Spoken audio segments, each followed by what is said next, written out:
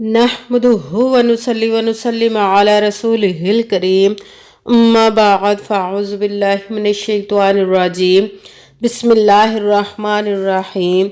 मेरे मुअज़्ज़ज़ सामाईन अकराम, अस्सलामु अलैकुम व रहमतुल्लाहि व बरकातुहू। मैं अपने रब्बे कायनात से ये दुआ करती हूँ कि मेरे जितने भी सुनने वाले हैं, रब्बे कायनात सबको सेहतमंद, तंदुरुस्त और लंबी ज़िंदगी अता फरमाए। हम सब की हर मुश्किलों, परेशानियों, तंगदस्तियों में मेरा रब्बे कायनात हमारी मदद अता फरमाए। हमें ज़हनी, रूहानी, जिस्मानी अज़ियतों, तकलीफ़ों, बीमारियों से निजात अता फरमाए। हमें ज़हनी और रूहानी सुकून अता फरमाए। हमें बीमार दुनिया से बचाकर बीमार मदीना बनाए। और जो हम सब के हक़ों में बेहतर है, मेरा रब्बे कायनात हमारे लिए वो अता फरमाए। और जो हमारे हक़ों में बेहतर नहीं, उसका ख्याल भी हम सब के दिलों से निकाल दे और हम सब को अपनी रज़ा पर राज़ी रहने वाला बना दे। आमीन सुमा आमीन। आज माशाल्लाह से 18 शबान और जुमेरात का दिन है। जिसने भी इस वजीफ़े को पढ़ा, जो वजीफ़ा मैं आज आप लोगों को बताने लगी हूँ, जिसने भी इस वजीफ़े को पढ़ा, अल्लाह पाक ने उसकी फौरी हाजतें पूरी कर दी अपने हुक्म से। ये वजीफ़ा दुनिया का बहुत ही ताकतवर, पावरफुल और मुजर्रब वजीफ़ा है और बहुत ही आसान है। इसको पढ़ते ही रब्बे कायनात आप पर इतने मोजज़ात दिखाएगा, आपको इतने मोजज़ात दिखाएगा कि आप खुद हैरान रह जाएंगे कि ये कैसे कैसे हमारी ज़िंदगी में मोजज़े हो रहे हैं। रब्बे कायनात इस वजीफ़े को पढ़ते ही आपको गैबी ख़जानों से दौलत अता फरमाएगा कि आपकी ज़िंदगी के तमाम मसले हल हो जाएंगे। आप इस वजीफ़े को अगर किसी और मकसद के लिए भी पढ़ना चाहते हैं, अगर आपकी औलाद नहीं या कि आप बीमार हैं या कोई भी आपका बीमार है, उसके लिए भी पढ़ सकते हैं, या बच्चों के रिश्तों की वजह से पढ़ सकते हैं, अपनी आपकी शादी नहीं हो रही उसके लिए भी पढ़ सकते हैं, कारोबार के लिए पढ़ सकते हैं, कर्जा उतारने के लिए पढ़ सकते हैं, अपना घर खरीदने के लिए पढ़ सकते हैं। मतलब कि ज़िंदगी के जितने भी मसले हैं, जितनी भी परेशानियां, उन सब के लिए भी आप इस वजीफ़े को पढ़ते हैं तो भी आपके लिए ये बहुत ज़्यादा मुजर्रब वजीफ़ा है। इस वजीफ़े को जैसे ही आपको वीडियो मिले तो आज के दिन इस वजीफ़े को ज़रूर पढ़ लीजिएगा। अगर किसी वजह से आप इस वजीफ़े को आज ना पढ़ सके तो फिर पूरा साल इंतज़ार आपको करना पड़ेगा कि अगले साल जब शबान की 18 तारीख आएगी तो ही आप इस वजीफ़े को फिर पढ़ सकेंगे। इसीलिए आप इस वजीफ़े को आज लाजमन पढ़ लीजिएगा। चाहे तो एक मरतबा पढ़ लें, चाहे तो आप इसको 2-3 मरतबा भी पढ़ सकते हैं।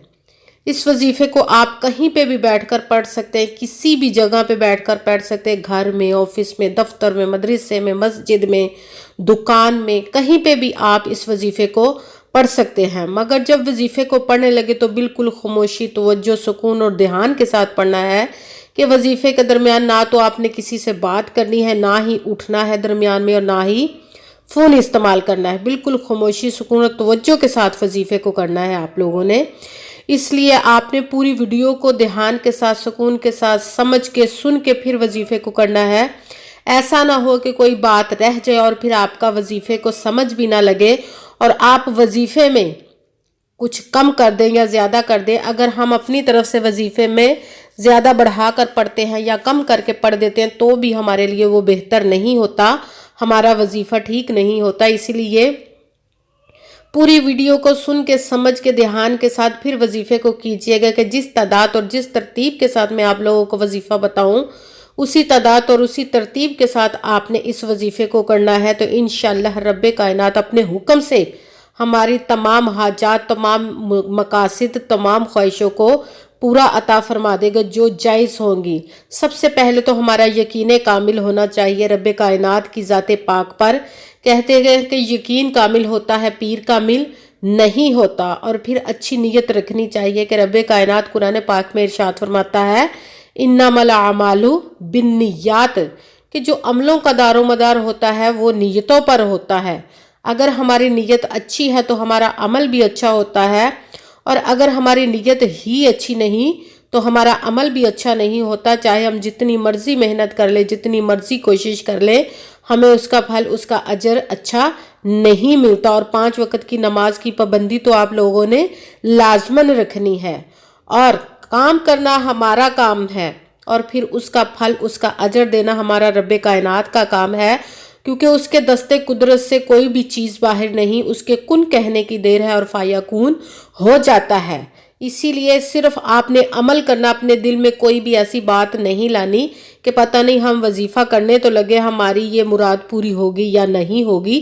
یہ سب باتیں اپنے رب کائنات پر چھوڑ دیجئے گا، تو رب کائنات انشاءاللہ العزیز ہماری نصیبوں میں دیکھیے گا کیسے ہماری تقدیریں بدلتی ہیں.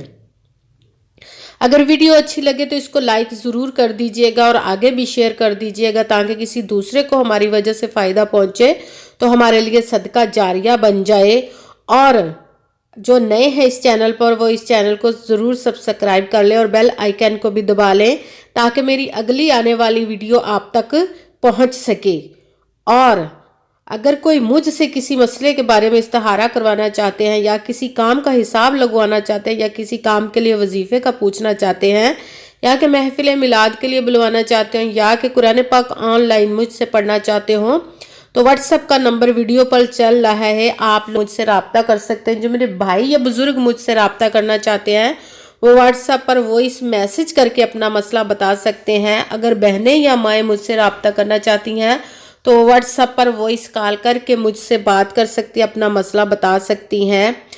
اور آپ نے وظیفہ کرنے سے پہلے کمنٹس میں اپنا نام اور جگہ جہاں آپ رہتے ہیں اس جگہ کا نام ضرور لکھنا ہے، تاکہ میں بھی آپ لوگوں کے لیے دعا کر سکوں، اور پھر وظیفے کی بھی آپ لوگوں کو اجازت مل جائے گی.